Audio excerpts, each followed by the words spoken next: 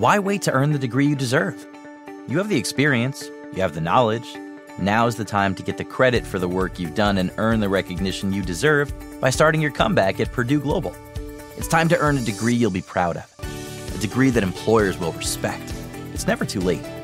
Never too late to come back stronger and move forward in your career. Start your comeback today at purdueglobal.edu. Purdue's online university for working adults. This episode is brought to you by Navy Federal Credit Union. It's a special thing to be a member of Navy Federal because they are a member-owned, not-for-profit credit union that invests in its members with amazing rates and low fees. That's why members could earn and save more every year.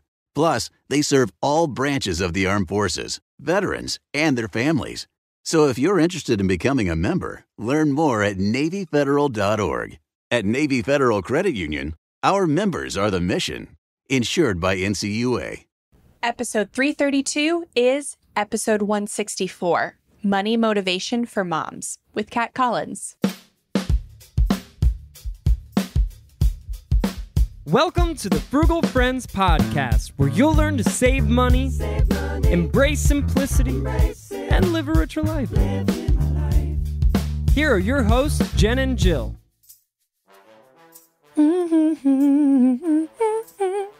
Welcome to the Frugal Friends podcast. My name is Jen. My name is Jill. And today we are replaying a episode that I personally very much liked and wanted to replay for all the moms that were not with us when this originally aired several years ago. And by not with us, you mean just didn't hear it yet. Not Frugal Friends listeners, or maybe not moms 2 years ago. New moms. Yes. Old moms. So this is from my friend Kat Collins, previously Kat Alford when we recorded the episode, but she wrote a book on money for moms. And I felt, so the interview was great, but I felt even more the end of the episode was really cathartic, really necessary, and received emails after the episode specifically thanking us for the conversation we had at the end of the episode. So if you are a new mom, you know a new mom, you want to be a mom, this is a really good episode to continue with. But first, this episode is brought to you by bread. I will take it over dessert any day, especially if it's crunchy, flaky, soft, warm. And for all you moms out there, go ahead, just serve bread for dinner. No one's going to complain about that. And if you need more bread inspo, like how to make bread, save bread, or butter that bread, check out our friend letter. We're in your inbox 3 times a week with freebies, tips to save money, and ways to spend better. Get that bread for free, aka no bread, out of your pocket for this friend letter. frugalfriendspodcast.com/friend letter. I like bread. We alternate weeks writing the friend letter, and you can tell the weeks that Jill writes it, lots of bread, lots of talk about bread. Hot dogs, butter. I mean, it's Those not are just those things. So if you hate those themes. things, still get the friend letter because there's also free stuff. Everyone likes free. Yes. But those are strong themes on Jill weeks. So frugalfriendspodcast.com/friend letter. But if you are looking for more female-centric episodes to queue up, we've got 331 of them. Because we are females talking on a podcast. We are females. And we know that most of our audience are females or female identifying, and we love girl power. But a couple of our episodes that might be more appropriate, maybe, or more focused on that. Episode 317, When Women Have Money, with Jean Chatsky. Episode 203, How Maggie Paid Off Her Mortgage as a Divorced Single Mom.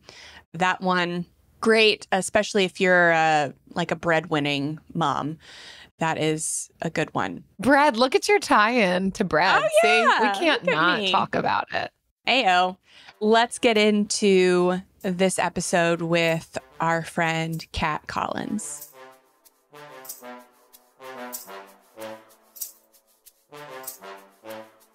Kat, welcome to the Frugal Friends podcast. We're so excited to have you here. Wow, thank you so much for inviting me on. I'm excited to be here. Kat, I think that this is a message and a topic that so many people want to hear about. So we're really looking forward to hearing more of what's in your book and more of the behind the scenes about that. So thanks for coming on. Sure, it's my pleasure.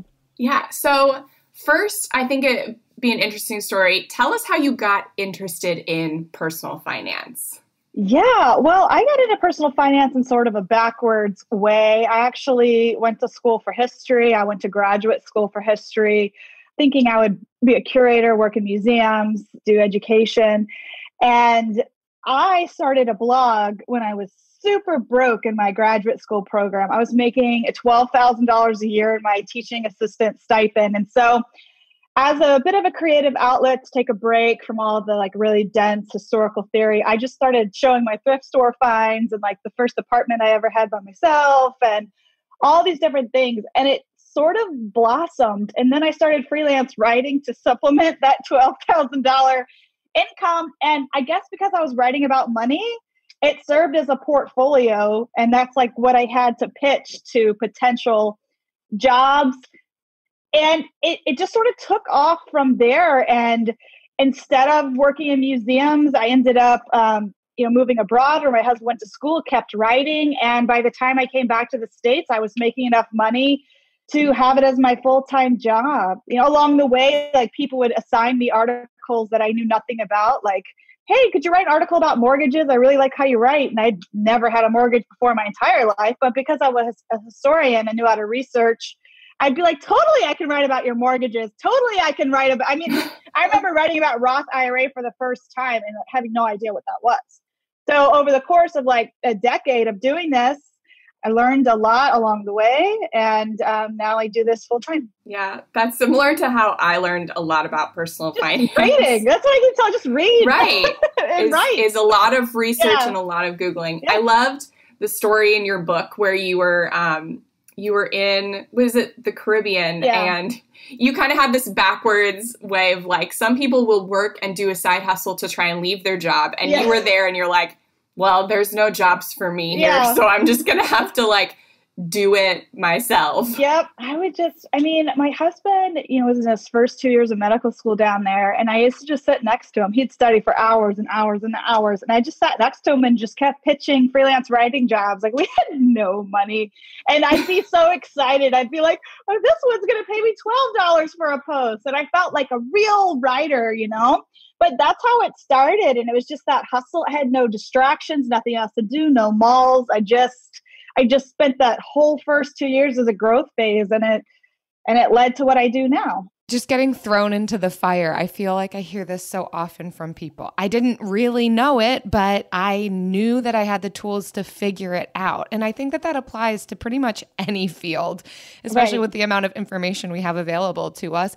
It's okay if you don't feel like an expert immediately. Just start reading, start researching, watch videos, learn from others, and you can become the expert that you want to be. Amazing what we can pull out of your story. Exactly. And, we all have these moments like, am I qualified to write a money book? Like, should I? But I included the story. I included like how it came to be and that I, actually have like liberal arts degrees to kind of show people that like, if I started like that and ended up writing a money book, like you can learn this. You can, start from nothing and gather the knowledge enough to then teach others over time. Absolutely. Yeah. So let's talk about your book. Kat, why did you see a need for a personal finance book specifically geared towards moms? Can you talk about that a bit? Well, there's a lot of advice geared towards moms, but I felt like it wasn't high level enough. Like I would read all these articles and I'd read other people's blog posts and be like, hey, moms, here's some ways to save money. And it'd be like, so when you go to the grocery store, write your list and do this and don't forget your coupon book. And, I felt like, of course, moms can figure that out on their own. But I was missing the language that would speak to moms as if they were like highly intelligent powerhouses, totally capable of more complex money decisions than just going to the grocery store. And so I just wanted to, bring that to the market because I wanted to show moms that they were capable of kind of taking a leadership position when it came to money. And that even if they knew nothing about it, starting the book, that they were more than capable of getting there. Yeah. I just feel empowered listening to you talk like this. Yes, queen. Let's do it. Because so many moms, like stay-at-home moms, homeschooling, whatever, they're college educated. Yeah, they're smart. It's like we have this stereotype placed in us that like moms, especially stay-at-home moms, just went to college to get a husband, and that's absolutely not true. Right. They're highly educated and they've made their own life choices. Right. But they haven't lost themselves. Like their brains are still in there, foggy on some days, taking care of kids, but still in there. And I mean, I'm always about like high expectations of myself, of others. And even with my friends, I'm like, you can do more, you can learn more. And I think all of us have the potential to really learn about this stuff. I love what you said there. And I do think it's a bit of a controversial piece, but I'm going to go with it because once we explain it more, I think we get it. The do more. You can do more. I think that's initially a statement that's like, no, stop telling women that they need to do more. Stop telling moms that they need to do more. But I so agree with you in the sense of there is more available to you. And I think that what we're talking about is one of the things that can lead to so much difficulty internally and possibly even externally for specifically moms who are trying to juggle so many things. I mean, what's on everybody's plate is different, but a lot of times, especially where there is just this expectation to raise children, there's all these other aspects of a woman's personhood that then get missed, that feel stifled, that lead to feeling stuck, that feel like I'm not operating to my fullest potential. And yet society is saying, no, but this thing should fulfill you. So stop complaining and just like do more in your home.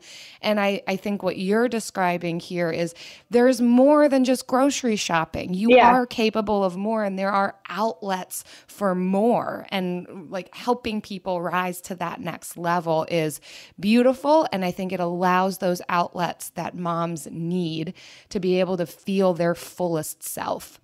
Right. This is about fulfillment. And this isn't about do more as in like, let's add 10 more things to your list. This is about, in those quiet moments during the day or in the evening when you have the thought to yourself, like, is this really all this is? Is this all it's going to be?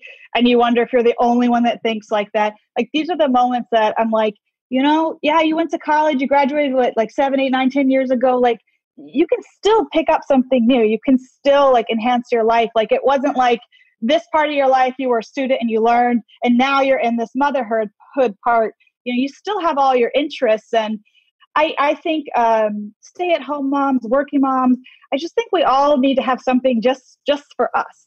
And, even if your day is 90% kids, I still think you should have like a little 10% of something just for you, because our kids aren't always going to be here under our roofs, and when they leave, if that was all your life was wrapped up in them all the time, you're going to have this really empty feeling when they go off to college. And so I try to keep pieces for me along the way so that there's, stuff to do when they go. Because mine are going at the same time. So yes, you have twins for those who don't know, which is so fun and so terrifying. Every day. Yes, exactly that. I mean, I so agree with you. And I think sometimes it can definitely make you feel a little guilty to try and keep that peace for yourself. Totally. And I know Jill helps me with this all the time because I feel so much guilt for I think I should be able to do it all the time. And she's like, no, it's okay for Travis to watch Kai because he made half of him. you know? So like, it's okay. Yeah. It's not babysitting when the father is watching the kid. She literally had to tell me that the other day. It's not babysitting when the father is watching We were the at child. a pool and she's like, I abandoned my child. I was like, you need to get that language like out of your head and out of your mouth. I wasn't saying it dramatically. You were sitting by the side of the pool while your husband is with your son. You abandoned nobody. Yeah. No, it's hard. I mean, we place a lot of pressure on ourselves. And, you know, even if you have a really even distribution of labor in your house, some people have more than others. You know, moms still feel like the primary parent, default parent.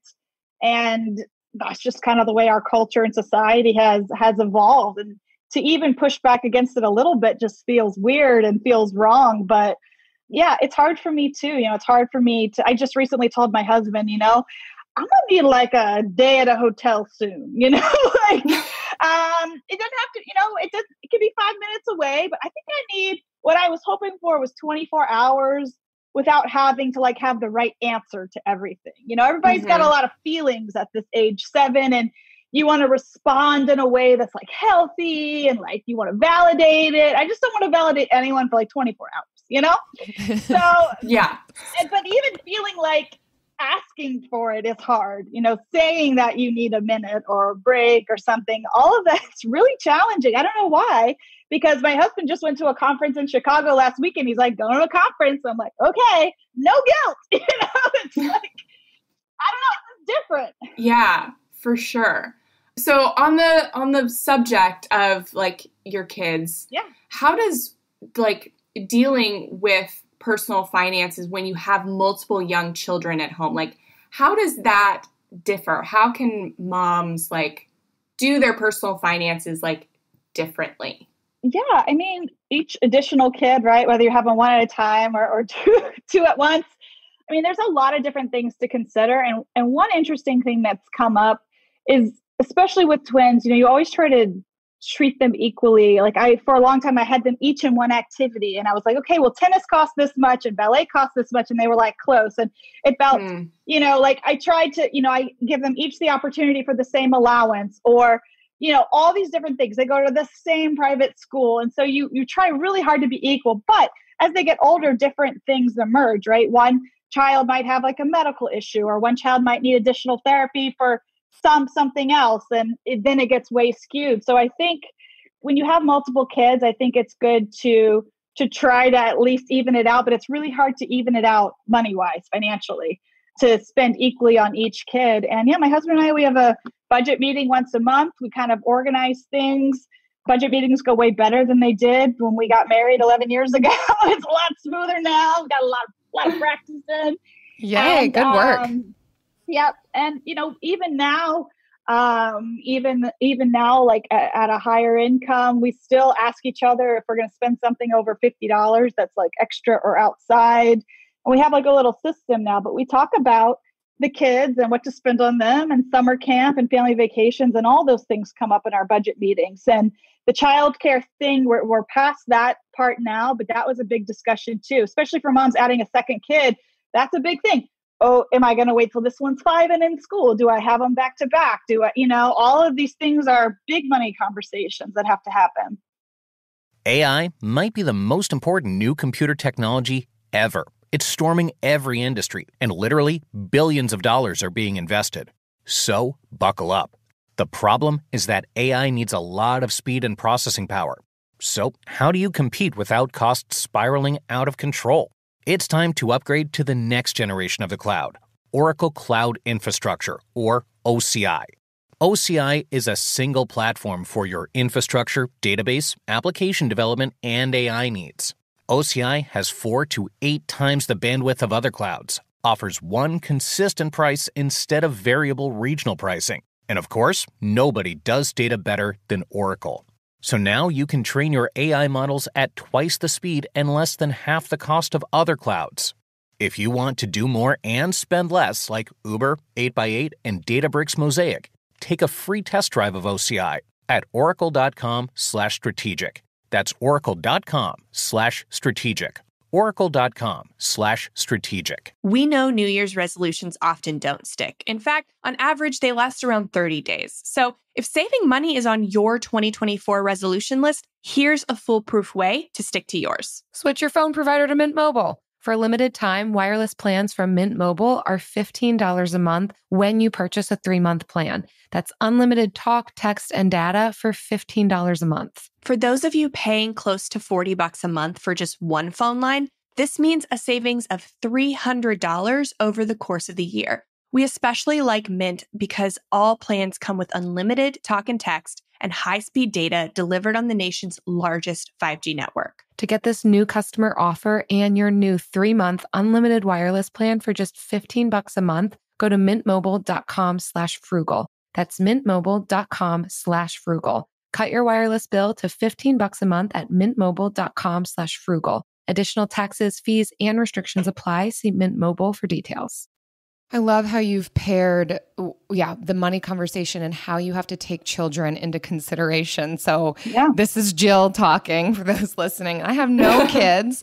And so even hearing you describe this, it's apparent to me how different it is to live for myself and my husband. What do they call that? Dink life, double income, no kids, versus maybe double income with kids. I don't know if there's an acronym for that. Like there is a big pivot that happens, and you are responsible for people. You're responsible for keeping them alive and then fed and a roof over their head. And especially if you're not dealing with a large income, there's definitely a lot of money decisions that need to be made and conversations. And so this is absolutely a part of a mom's life, but just a person's life, a person with kids. So I love that you've paired the two and have made it approachable for, specifically moms who want to be empowered in this area. Sure. What do you say, like, when I see a lot of parents trying to put like spending money on their kids as a priority over like investing money in themselves? So like they'll try and get their kid a car or invest in their college before they've invested in their own retirement or paid off their own debt. Like, and I can see how that would happen. Like, you want to give your child a better life, but when you sacrifice your own finances, you're actually not giving that child a better life because they're going to have to take care of you later. Like, what do you say to moms that like feel that way? Yeah, I struggle with this too. Like, even just in little ways, like both of my kids' rooms are so cool. My son has a super cool bed. It's like a loft bed. Like, they got all this cool stuff in there. And like our bed has like no headboard, it's like, I still have like the lamps I had like in college. It's like, we don't, like, for us, it's something. For them, you get the cool bed, And so I can see how that happens. When you have kids, you place their needs above yours in the littlest ways and the big ways. Like, if there's one cookie left, I'm cutting it in half and giving it to each twin. I'm not eating it myself, right? That's just basic stuff. So then we get to more complicated things. And then eventually, right, the best gift we can give to our kids is to be stable and financially independent as we age. It's definitely challenging, right? And so, I would say, right, intellectually, the best thing to do is to make sure that you're prioritizing your own retirement. And if you can't do that and pay for your kids' college, then help your kids be responsible. But I know in practice, parents are going to want to lean into helping their kids. And so, especially if you have young kids right now, this is something to think about. This is something to look really hard at your income. Do I have an income problem versus a spending problem? Do I need to spend the next 5 to 6 years really focusing on my career, leaning hard? Do I need to switch jobs? What can I do? Because to me, the answer isn't, I don't prefer, let's spend less or let's pick us over them. For me, my default is let's make more. What can we make? What can we earn? Like what other business can we buy? What can we do? How can we optimize? Because to me, like my solution is always earning more so that this is not a problem and I can take care of all the things. And I think there's such a scarcity mindset, and people are like, I read something the other day, like this mom said, my husband and I are going to retire at 70 instead of 65 so that we can pay for our kids to go to college. And to me, I'm like, my business brain is like, but there's so many ways you could have closed that 5-year gap. But that's how I think. So part of what I do is trying to encourage people to think a little bit bigger and again, kind of recognize their own potential and kind of erase any idea of income cap or things like that. There's lots of ways to make money so you can achieve all your financial goals and more. I really appreciate the way that you're getting people to think bigger. It's not just about, again, the grocery shopping, but this challenge, it's like expanding my brain to consider it as a better gift to give to your kids, that you're not going to be financially dependent on them in retirement versus college if it comes down to that. It'd be great if we can figure out a way to have it all. But these bigger questions that we should be asking rather than kind of just the daily minutia. But that being said, I could see people in different camps, right? Some moms choose to work for money. Some moms choose to just work and not get paid for all of the work that they do at home or whatever the situation is. And you talk about this a little bit, like the child care versus career dilemma. I know that this is another hot topic, so we can certainly tread lightly. But please share your thoughts on this and kind of what you describe in the book regarding this concept. Yeah, well, by far, this chapter was the hardest chapter to write because I am so pro moms. Like, I want moms to make the decision that's the best for them. And I just felt like I just wrote this chapter a million times and I had so many different people read it. Like, am I coming across the right way? Am I coming across as supportive? Am I coming across like I value both options? Because for me, I only work about 30 hours a week. I pick my kids up from school every day. So the whole time they've been born, I've been like half stay-at-home mom, half working mom. And so I kind of like, have a toe in both worlds. So I feel like I understand both worlds. My biggest thing in this chapter was to educate moms who want to stay home if they are working and then decide to stay home, that this is not a one number problem. So often moms say, well, daycare costs the same amount as my paycheck that I get, so I'm just going to stay home with my kids. But to me, I think much more broadly, and I think there are many more numbers you need to run. What does it look like when you step out of the workforce for 5 years? You lose your employer match. Are you the person that has health insurance, for your family? Was there any other bonuses or a Christmas bonus you always use to buy gifts? And what raises would you have been eligible for in the next 5 to 7 years? It's not just you today, the paycheck, gets wiped out because of the daycare. It's you at 65 wanting to retire, those 5, 6 prime years of investing time in your 20s or early 30s. What would that amount have been, in retirement? So, and remember, like, I left the workforce to start my business. So all my benefits come from me. My own health insurance. I put my own money into retirement. I have no employer match. I am the employer and the employee. So all of these things I thought about when I decided to leave the workforce, and I thought about my kids too. So sometimes the emotional decisions are more important, but I just wanted moms to run every number and to really think about it, because it would really suck to leave your job and to go home. Well, now you've lost your income and now you feel broke and you feel stressed. Now you have a new baby. Now you feel like you can't take them to the zoo or a museum because you feel broke. And that's not fun either. So there's a lot more money considerations that go into it.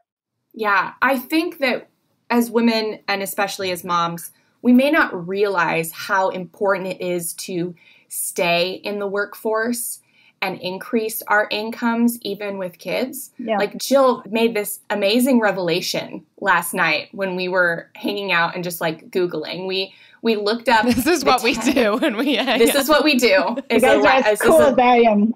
Yeah. So we looked up the 10 richest women and in the world. In the world. And the 10 richest people, which, spoiler alert, the 10 richest people are men. Yeah. All of 10 of them.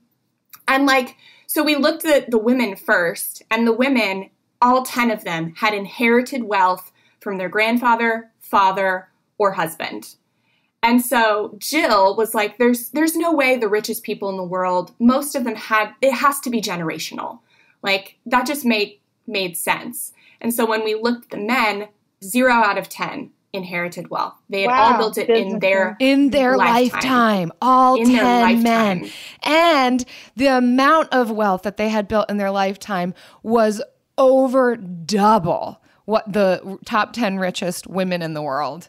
Mm-hmm. All 10 were higher than even the top 1 woman in the world. Yeah. And we were even talking to Eric, who's interviewing at his job, and like the amount that women ask for is far less than what men ask for, even with comparable experience. Yeah. And so there's a wealth gap and there's a wage gap. And I think we need to get away from a confidence gap.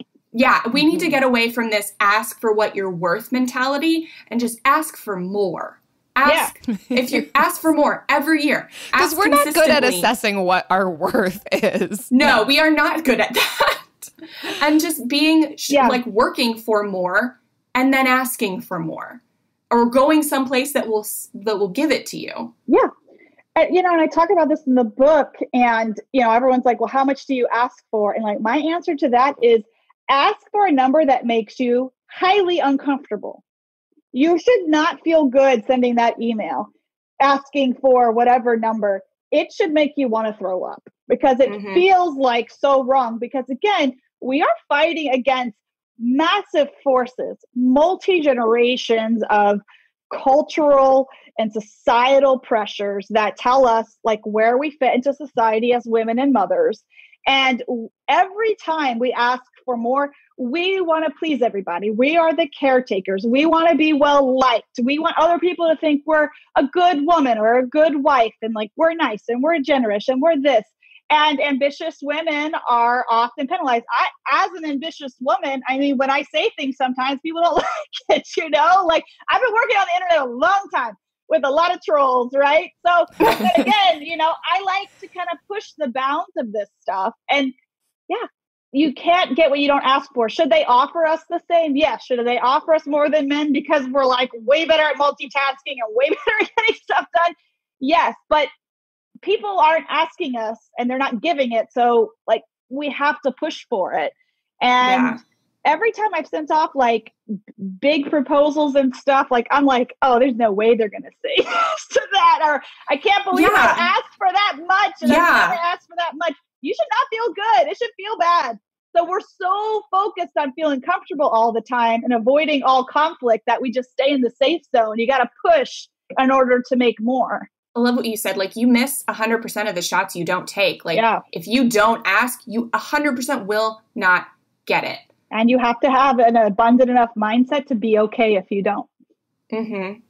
I think this message is so much for the person, the mom who wants to stay in a career, wants to have an extra expression of personhood to keep some semblance of self. There are certainly moms out there who say, but I don't want to. I am so pleased to get out of the work that I was doing. That was a burnout rate, and my husband can work or my partner can work, and that's great.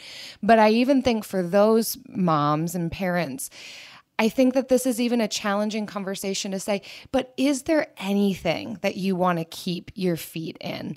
Some type of expression of self, and paid or unpaid, or maybe it moves to paid. I mean, you're describing, Kat, freelance writing while you were still holding down other types of work. And so I think just expanding our mindset to say, if there's a part of you that says, I do want more, this doesn't feel like everything that I envisioned my life to be with kids, then yes, go for it. Get at it. If you are pleased with where your life is and you're staying at home, fantastic. But I think just permission and freedom that these things are available to you. And don't think that your kids can't be a part of it. Like a lot of my two closest friends here are both stay-at-home moms. One has a PhD in physics and one has a degree in math. And they're both like so happy being stay-at-home moms. My kids love going to their houses because they have like all the things and all the craft. They do all the special things. They come to me and I'm like, fold your laundry. Let's go. So, like they love going over there because they're like so great at all the stuff. Right. But, they get joy out of doing science experiments. Like, again, my friend, she did like cancer research and all this stuff. Well, very happy being a stay-at-home mom, but she's like with my kids, like in a creek, showing them crawdads, so happy. Again, these are her passions, like flowing through, and her making like basically like little teaching plans for the kids. She's not getting paid for it, but your passions can include your kids too. It's about like allowing yourself to pursue the things that you like and finding a way to incorporate it in your life. So there's just some variety to the day, you know? Mm-hmm. Well said. Yes. Like, oh, that was a noise. Jen's like, yeah, I need some variety. Yeah. Well, I mean, speaking of variety, I know exactly how we can add some variety to this show. Okay. The Bill of the Week.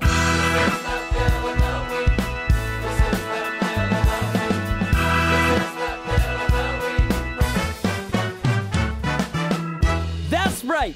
It's time for the best minute of your entire week. Maybe a baby was born and his name is William. Maybe you paid off your mortgage. Maybe your car died and you're happy to not have to pay that bill anymore. Duck bills, Buffalo Bills, Bill Clinton. This is the Bill of the Week. So every week we ask a listener or our guest to share with us their Bill of the Week. Do you have one for us? I do. I wouldn't have had one yesterday, but I have one today.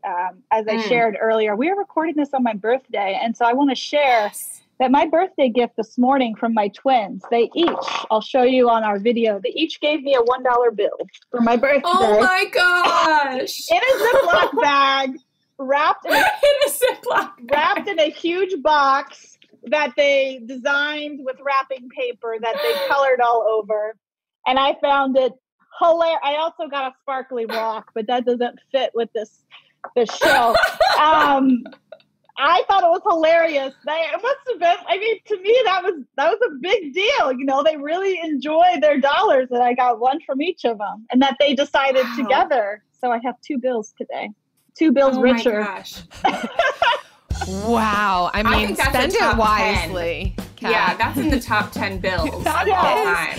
I love it. It sounds like your kids know you well. This is what mom wants. Money. Yeah. You've trained them well. Sometimes I think I overdo it a bit. You know. We'll I mean, we talk about what we love, and we love money. Exactly. We do. Money is great. I hope to get something like that from Kai one day. You will. You totally will. Yeah. Actually, like in the beginning of the school year, their teacher asked them to bring 3 things that they love to help kids, you know, the other kids learn about them. And my son put a bunch of dollars in his bag, and he's like, I love money. I love Legos. I love money. And I love this. I was like, what? It's like your first day of first grade. Maybe we shouldn't hit it so hard, you know, hit everyone with it. Like, let's add a tennis ball instead. You know?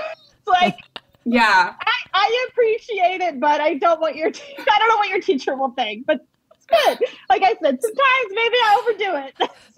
Someone in an internet comment was like, you should say you love the freedom of money, the freedom that it brings, not that you love money. And I was like, I'm sorry, I love money. I do. Like, I'm a personal finance writer. It would be weird if I didn't love money. Yeah, haters gonna hate. Yeah. I love Legos and I love money. Out of the mouth of babes. Yeah, they're funny. Like I said, this age is hilarious. Good, yeah. Amazing. Well, if you are listening and you want to submit your bill of the week, whether it's your twins bringing you dollar bills on your birthday or literally anything else, because that's quite remarkable and unique, visit frugalfriendspodcast.com/bill. Leave us your bill. We all agree that reducing carbon emissions is a good thing. And once again, Toyota is leading the way. We hear a lot about fully electric vehicles, and Toyota has them, with more on the way. But we also know a BEV is not for everyone, whether it's because of cost, range, or concern about finding a charging station when you need it. Plus, the raw materials used to manufacture batteries are limited. Enter Beyond Zero, Toyota's vision for a carbon-neutral future, in vehicles and in manufacturing plants, too, in the years ahead. The materials used to make just one long-range battery for an EV could be used to make batteries for 6 plug-in hybrids or 90 gas-electric hybrids. That's why Toyota's position today is electrified, diversified, empowering you to choose how to reduce your own carbon footprint with the vehicle that's right for you. A hybrid, plug-in hybrid, or battery EV. So shop, learn more, and get details at toyota.com/beyond0. Toyota, let's go places. It's never too late. Never too late to earn a degree. Never too late for a comeback. Between your busy career and taking care of a family, it can feel like there's never a good time to go back to school. But your time is now. Time to start your comeback with Purdue Global. As Purdue's online university for working adults, Purdue Global is dedicated to supporting adults like you who know it's time to earn the recognition you deserve. You have the experience, you have the knowledge, it's time to get credit for the work you've done. You can balance work, family, and everything in between while earning your degree.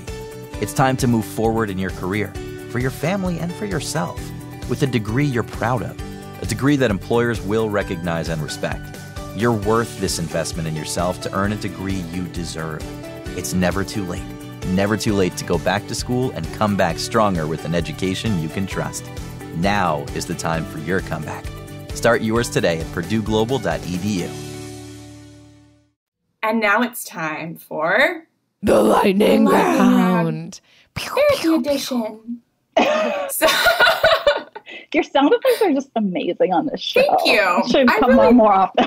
I really think that that's why we are a top 100 investing podcast. Clearly, it's a strength. Really the sound effects. Yes. Mm-hmm. So today's lightning round is a little different because we're on the topics of moms, and Jill is not a mom, but you have so much wisdom to share with moms. I know you talk to moms all the time. Kat and I will be sharing a little bit of some postpartum or guilt-induced thoughts that we have experienced. Maybe financially, maybe not. I think both of it, they're vaguely financially related. Yeah. And then Jill will be giving us each a response in how she would respond to somebody with the same thoughts, because I'm not counseling you. This is a podcast for entertainment. This is lightning round. This is the lightning round. But I think when I was reading your book, Kat, and you mentioned about like postpartum depression, OCD, I'm like, it was not until I became a mom that I realized how common it was. Like, nobody talks about it when you're not a mom. And it's not until you've already gone through it and you're out of it that you realize, oh my gosh, I went through that. And so my goal is to normalize this so much that we can almost laugh about it. Like, you're not crazy. Yeah. Like, you're not unstable or inadequate in any way. This is just like weird hormones. Yeah, so that is the purpose of this, not to make fun of ourselves, but to normalize this. Important. So, Kat, as our guest, give us anything. Yeah, well, I shared in my book, and, it took me a couple years to get this book deal. And I think one of the reasons, in hindsight, was that I needed a couple years of space to tell the story. But yeah, my twins were preemies. We moved when they were 5 weeks old, which was like right around when a 40-week due date would have been. So they were tiny little 5-pound babies. We moved them across the country. My husband started his third year of medical school. It was basically like all of the things, like the perfect storm of things. And I'd never been a mom before. So I was having just horrific, like unwanted thoughts, like terrifying thoughts about things happening to them, or like I'd be bathing them and my brain would be like, just walk away, just walk out of the bathroom and just like see what happens. And I'd be like actively fighting against it. So it wasn't like what I imagined motherhood to be. I wasn't like looking at, oh, my kids are cute splashing in the tub, or I was battling all of these thoughts and fighting against them. Like, I'm not doing that. I'm not walking out this room, but you feel so crazy. And I kept it all to myself, like, because I thought, well, everybody says having a kid is hard. I have two of them. I'm also by myself. My husband's working. I just became self-employed. I guess this is just what everyone talks about, like, oh, sleep while the baby sleeps, because it's really hard. I thought this was like how it was supposed to be. But what I described in the book is the first time my husband like watched the kids, like I felt like, okay, I'm going to go right. I'm going to get my work back in order. I had taken like a 6-week self-imposed maternity leave. I'm like writing in a coffee shop and I start getting all these unwanted thoughts, which now I know is like postpartum OCD, which you have no control over the things that just jump in your head. And so I'm like calling my husband and I'm crying in the Starbucks, like crying. And I'm like, I just got this horrible image of something happening to the kids. And he's like, they're just bouncing in their bouncers. Like, they're fine. And then he starts asking me questions like, well, how long have you been thinking about this? And I'm like, well, since they were born. It all just kind of like, it just pours out. And he was immediately like, Catherine, you need some help, and I'm going to find someone for you. And he did. He did a bunch of like research and found like the right person for me, and, got officially diagnosed with, PPD and postpartum OCD, and started talking to a therapist and all of these things. And it really helped. I had like no B12 in my system. Like, I finally had like a whole like physical, like the whole thing. But I wish I would have done it sooner, and, luckily my husband is a physician and, could immediately kind of jump in there, recognize things. Cause, who knows, maybe other dads would be like, wow, it sounds like you need some rest or you need this. And he was like, no, this is more, we need to get you some help. And so, yeah, I'm very grateful to him for that. He's really like kind, and he listened to me like as if I was any one of his patients, and he took care of me. And I'm really glad that he did. Wow, Kat, thank you so much for your courage in saying this. I know that you are not alone, and there's so many people who are probably like, oh my goodness, me too. And there's words for this. And yet it takes somebody brave enough to be able to say it, that, hey, this is actually what's happening. This is some of the reality, where you've got other people feeling like they're in silos, isolated, thinking, I'm the only one, I must be crazy. And that's what happens when we're isolated, is we think that's just our experience and no one else feels this way. But thank you for saying it. Thank you for writing about it. And I think some might be listening like, why is this on a personal finance podcast? Well, because we're whole people. And this comes into the equation of parenthood, motherhood, working, staying at home, dealing with financial decisions. Like, all of these things intersect and converge and affect one another. And if one area is not aimed at well-being, then it's going to affect all other areas. And so to be able to create space to say, listen, you're not crazy. There's nothing wrong with you. There's a reason that this is happening, but we don't want to set up camp there. We don't want to forever live out of this place. And so I'm so thrilled to hear that your husband actually had his sights on, let's bring help into place. For some, this might be you're fine, just get over it. That's like not the message that we want to be spreading necessarily. And sometimes that's what we speak to ourselves. But I think so much of what you were saying is reaching out for help, being able to say, listen, here's some of the dark thoughts that are happening. Just getting it out of our heads can help to take like the mystery and the legs out from under it. And it creates this space to then be able to respond to it. So anyhow, if I can pull anything out of what you've said to encourage other people, it's certainly, well, you're not crazy and this happened for a reason. And say it, speak it out to a trusted person. There is no shame in getting some of that help like you described. So well done. Thank you. Glad that you got the help that you needed in that situation. Thank you. Me too. And, every chapter in my book starts with a personal story that tied to a money lesson. And I shared that story in a chapter where I talked about the importance of vulnerability. And, mental health is just as taboo of a topic as money is. So in that chapter, I talked a lot about sharing your money, like if you're having money trouble, and even being vulnerable and sharing your money goals and your money wins. And the hard part about that is like, people might not have the reactions that you want, both the mental health thing or the money thing. And you might lose some people along the way who like can't handle things or have to set up boundaries. But that's kind of like why I shared that in a money book, to kind of talk about the importance of vulnerability. Yeah, I'm so glad you did. Like, when you were telling your story, I heard a lot of my story in it. Like, when I had my son, I had no idea. I had this idea in my head of what it should be like, but I had no idea, like, what it was going to be like in reality. Like, I knew it was going to be hard because people say newborns are hard. Yeah. But I thought postpartum depression was just, like, feeling thoughts of, like, harming yourself or someone else or something. So I don't know if that would be depression, but just thoughts of harming yourself, which I did not have. Right. So I just thought that I was tired Yeah. or overwhelmed.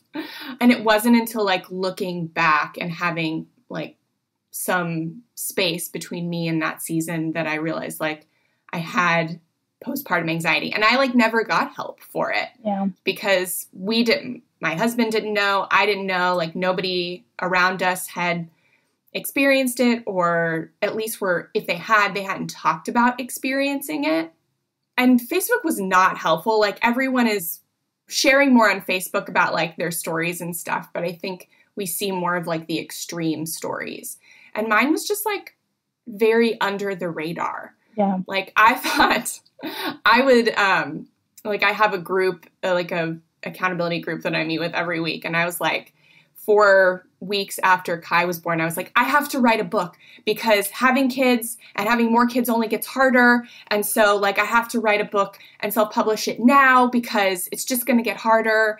And I need to be doing so much in my business because I took time off and all this, and all these kids, or all these, my friends with like older kids are like, no, it doesn't get harder. Yeah. It gets easier Yeah. when they get older. And I like just couldn't hear anybody, like, because I had all these thoughts in my head.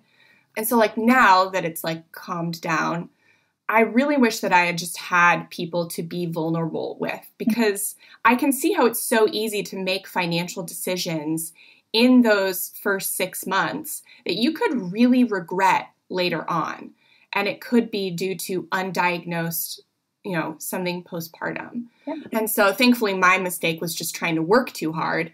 But yeah, man, I just wish it was talked about more. Mm-hmm. Yeah. I think the thing that stands out to me in both of your stories is just the isolation piece, like the loneliness that can come, especially in those initial stages of motherhood, and thinking you have to do it alone, which I think is such a societal piece, and having those around you in your circle who aren't asking those questions. I think that's what's standing out to me the most, is even like, Jen, like you do have people, but some of it is like your own permission to say these things or your own kindness towards yourself. And so I think having people beforehand, kind of having your sights on this, and then go throughout motherhood, having people in your corner, trusted individuals. It might only be like 1 or 2, maybe 3 if you're super lucky, but yeah, having a close community, like you said, Jen, that you can be vulnerable with, who you can invite into that place. I think that's one of the key components and protective factors of how you get through this. Because sometimes, like you said, you don't even know exactly what's going on inside of you. You just know, I feel a little off, but I don't even know how to describe it. So yeah, surrounding yourself with trusted people is such a huge component.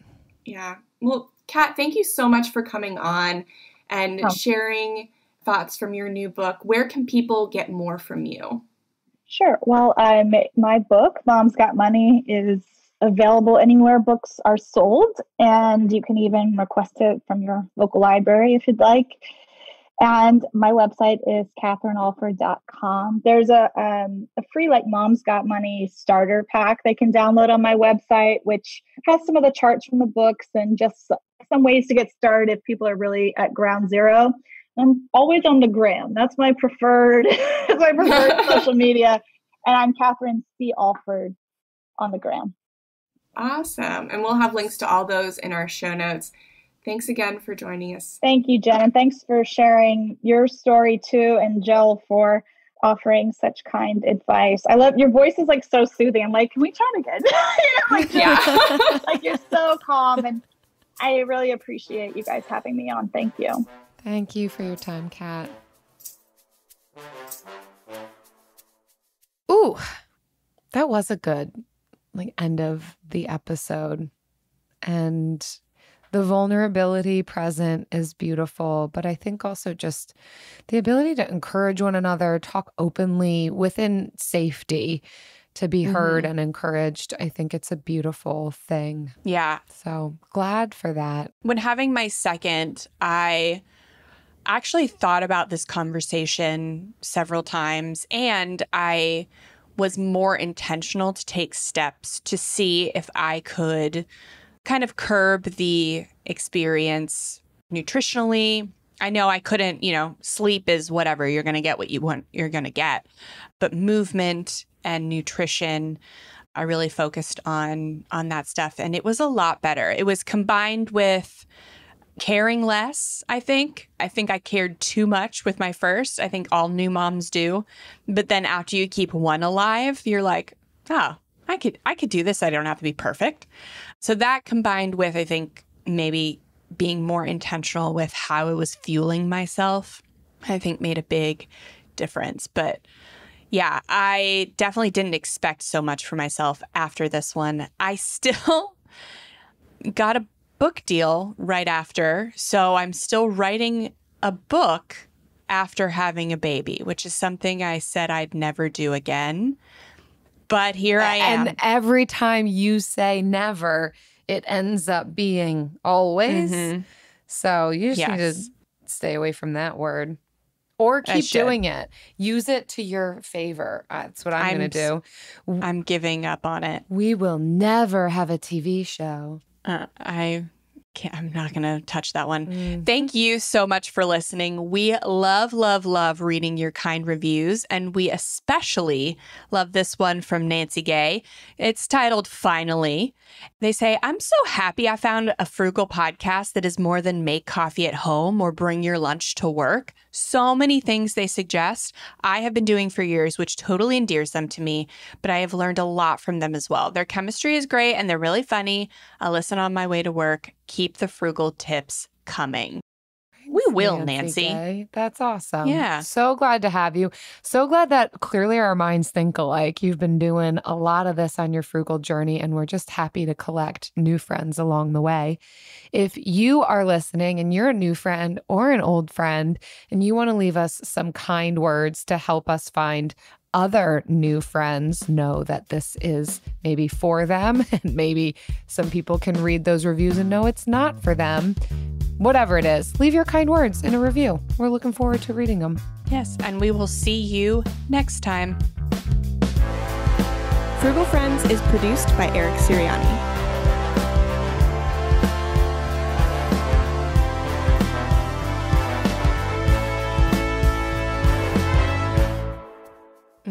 Got some olive bread in the fridge waiting for me for lunch.